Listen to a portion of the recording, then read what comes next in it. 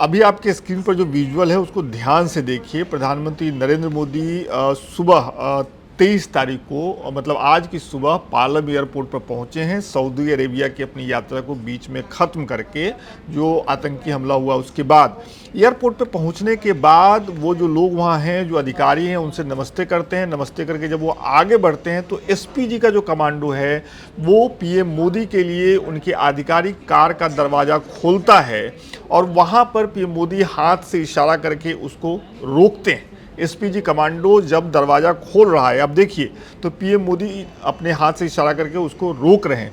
उसको रोकने के बाद प्रधानमंत्री नरेंद्र मोदी कुछ इशारा करते हैं सामने की तरफ, जैसे वो किसी को बुला रहे हों, और उसके बाद वहीं एयरपोर्ट से प्रधानमंत्री नरेंद्र मोदी एनएसए चीफ अजीत डोभाल और दूसरे अधिकारी पालम एयरपोर्ट पे ही बने कक्ष में जाते हैं और वहाँ पर हाई लेवल मीटिंग शुरू होती है। आपको पता ही है कि जो आतंकी हमला हुआ जिसमें 28 निर्दोष लोगों की मौत हो गई, उसको लेकर के पूरे देश में एक तरीके का रोष है।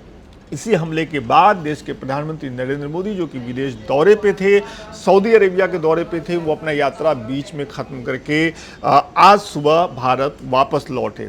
लौटने के बाद का ये वीडियो है। ठीक एयरपोर्ट पे उतरते ही सबसे पहली हाई लेवल मीटिंग हुई प्रधानमंत्री के साथ अधिकारियों की, जिसमें अधिकारियों ने उनको ब्रीफ किया कि कैसे हमला हुआ, कितने लोगों की मौत हुई, जो घायल हैं उनका इलाज कहाँ चल रहा है। इसके बाद आज जब हम ये वीडियो बना रहे हैं और आप देख रहे हैं, मेरे ख्याल से आज ही आप ये देख रहे हैं, 23 अप्रैल को दिन भर अलग अलग स्तर पे मीटिंग्स हो रही हैं।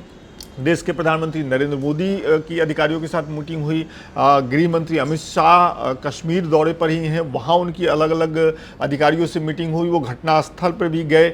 गृह मंत्री के अलावा एनआईए की टीम भी घटनास्थल पर पहुंची। वहाँ पहुंचकर उन्होंने पूरे घटनास्थल का जायजा लिया, जांच परख की। इसके साथ ही जो आतंकी हैं उनके स्केच भी जारी की गई।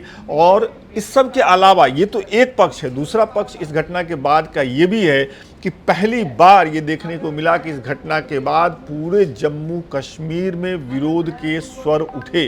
जम्मू कश्मीर के स्थानीय लोगों ने, वहाँ के व्यापारियों ने, वहाँ के दुकानदारों ने, होटल मालिक ने, सब ने एक स्वर में इस हमला का, इस आतंकी हमले की निंदा की। जबकि आप ये समझिए कि अगर एक बार फिर से जम्मू कश्मीर में आतंक इस तरीके से शुरू हो रहा है, अगर एक भीड़ भाड़ वाली जगह पर आतंकी पहुंच के कई लोगों को गोली मार सकते हैं, तो जो लोग कश्मीर घूमने जा रहे हैं उनसे ज़्यादा दहशत वाली बात ये जम्मू कश्मीर के स्थानीय लोगों के लिए है। लेकिन इसके बाद भी, इस घटना के बाद जम्मू कश्मीर के लोगों ने हिम्मत दिखाई और हिम्मत दिखाते हुए वो सड़कों पर निकले हैं। जम्मू कश्मीर के कई इलाकों में कैंडल मार्च किए गए हैं, नारेबाजी की गई है, आतंकवादियों के लिए कड़े शब्दों का इस्तेमाल किया गया है।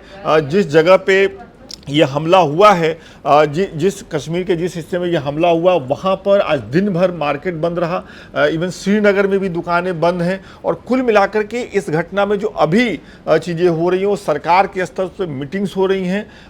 हर किसी को इंतजार है कि सरकार क्या घोषणा करती है। कुछ मीडिया चैनल्स में ये भी खबरें चल रही कि कल यानी 24 अप्रैल को प्रधानमंत्री नरेंद्र मोदी का बिहार दौरा प्रस्तावित है। ऐसे में क्या प्रधानमंत्री बिहार दौरा करते हैं? कुछ जगहों पे ये बात चल रही है कि बिहार से ही नरेंद्र मोदी हो सकता है कि कुछ कड़े शब्दों का इस्तेमाल करें, चेतावनी जारी करें। लेकिन दिलचस्प यह है कि प्रधानमंत्री नरेंद्र मोदी जब सुबह सुबह दिल्ली एयरपोर्ट पहुंचे, दिल्ली के पालम एयरपोर्ट पे पहुंचे, तो वहां आने के बाद उन्होंने एसपीजी कमांडो को मना किया और उसका मीटिंग शुरू हुई। ये जो वीडियो हमने आपको बताया कार का दरवाजा बंद करने वाला, जब प्रधानमंत्री ने एसपीजी कमांडो को मना किया, उसके बाद जब वो मीटिंग्स के लिए जाने लगे तो एसपीजी कमांडो अपने वायरलेस से वो आगे की टीम को इन्फॉर्म भी कर रहा है कि प्रधानमंत्री दूसरी तरफ जा रहे हैं। तो इस सब से पता चलता है कि ये कितनी गंभीर घटना है। देश के लोगों में, देश की जनता में इसको लेकर के रोष है।